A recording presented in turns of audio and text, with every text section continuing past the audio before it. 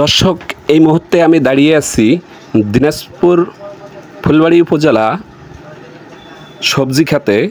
আপনারা দেখছেন এখানে নতুন এক পদ্ধতিতে সবজি ক্ষেত লাগানো হয়েছে। উপজেলা কৃষি অফিসারের পরামর্শে কৃষি উদ্যোক্তা রিপন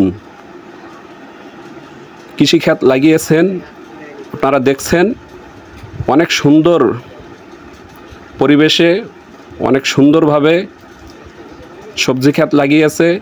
একটু ব্যতিক্রম সিস্টেম হলো যে পলিথিন বিছাইয়ে কিছু গাছ লাগানো হচ্ছে। টমেটোর গাছ লাগাইছে দেখছেন। পলিথিনটা কি কারণে বিছাইছে এই কারণটা আমি উল্লেখ করতেছি। তার আগে দেখেন এখানে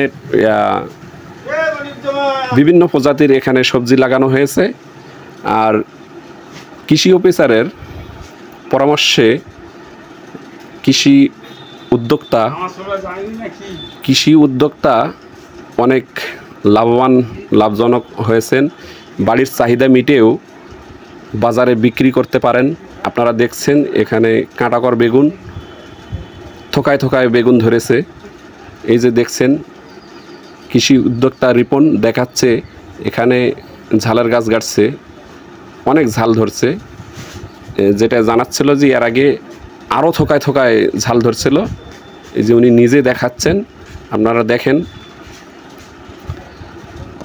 অনেক সুন্দরভাবে পলিথিনগুলো বিছাইয়া এখানে লাগাবে হলো সম্ভবত কথা বললাম করিলার গাছ লাগানো হবে এখানে। এই যে পলিথিনগুলো বিছাচ্ছে আপনারা দেখছেন। পলিথিনগুলো বিছার কারণটা আপনাদেরকে একটু শেয়ার করি। আমি জিজ্ঞাসা করলাম যে পলিথিন বিছাইয়া হলো কীভাবে হলো গাছ লাগাবেন, আমি জিজ্ঞাসা করলাম। উনি যেমনটি জানিয়েছে কৃষি অফিসারের পরামর্শে আমরা হলো পলিথিন বিছাইয়া এখানে মাঝখানে একটু করে কাটে দিয়ে ফুটা করে এখানে হলো গাছ লাগাবে, করিলার গাছ। আর ওইদিকে দেখলেন যে টমেটোর গাছ লাগানো হয়েছে পলিথিনের উপরে।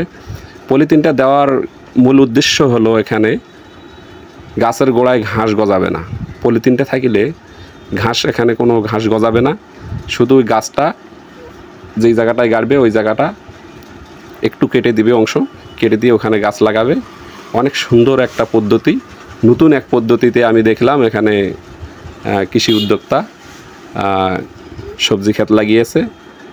উনি বাড়ির চাহিদা মিটেও বাজারে বিক্রি করতে পারেন, অনেক লাভবান হয়েছেন কৃষি উদ্যোক্তা রিপন। আমরা তার সঙ্গে একটু কথা বলার চেষ্টা করব, আপনারা সঙ্গে থাকেন। উপজেলা কৃষি অফিস থেকে দিয়েছি সাইনবোর্ডটা, ওই টমেটোর প্রদর্শনী কৃষি অফিস থেকে দিয়েছি, আমাদের ফুলবাড়ী উপজেলা কৃষি অফিস থেকে। আর এইগুলো নিজস্ব উদ্যোগে বাকি আবার কৃষি অফিসের পরামর্শ, যাবতীয় পরামর্শ কৃষি অফিসের দেয়, আসে সপ্তাহে যাবতীয় পরামর্শ কৃষি অফিস থেকে দেয় এবং কোনো সমস্যা হলে তারা নিজে হলো কৃষি অফিসের মাঠ পরিদর্শনে আসে। প্রতি সপ্তাহে একদিন হলেও আসে, প্রতি সপ্তাহে একদিন মাঠ পরিদর্শনে আসে কৃষি অফিসের। আবার সমস্যা হলে ফোন করলে আসে, ফোন করলে ওই দিনে আসে। আচ্ছা আচ্ছা, ফোন করলে যে কোনো সমস্যা হলে ফোন করলে ওরা চলে আসে দেখে পরামর্শ দেয় যা লাগবে। এই যে এগুলো উদ্যোগ নিয়ে যে কাজ করেছেন, অনেক কিছু লাগাইছেন আমি দেখেছি, যে ঝাল থেকে শুরু করে বেগুন, পটল, জাংলি দিছেন, হ্যাঁ বিভিন্ন এখানে আইটেমের হলো জিনিস লাগাইছেন। এতে কি হলো কীরকম কি লাভবান হলো হচ্ছেন? অনেকদিন থেকে দেখতেছি তো আবাদ করছেন। লাভ আছে মোটামুটি, বাড়ির চাহিদা মিটি যা বিক্রি করা পারছি। বাড়ির চাহিদা মিটেও কিছু বিক্রি করা যায় আর কি, বাজারে বিক্রি আছে। আচ্ছা আচ্ছা, দাম পাইলে তো লাভ হবে, দাম না পাইলে না লস। বর্তমান বাজারে তো হলো সব জিনিসের চাহিদা বেশি, বাজার ভালো, এখন বাজার ভালো, এতে তো হলো লাভ হবে মোটামুটি আশা করা যায়। লাভ হবে। এখন বেগুনটার দাম বেশি, এখন বেগুনটার লাভ আছে। কয়েকদিন আগে দাম কম আসলো, এখন 60 টাকা কেজি বিক্রি আছে।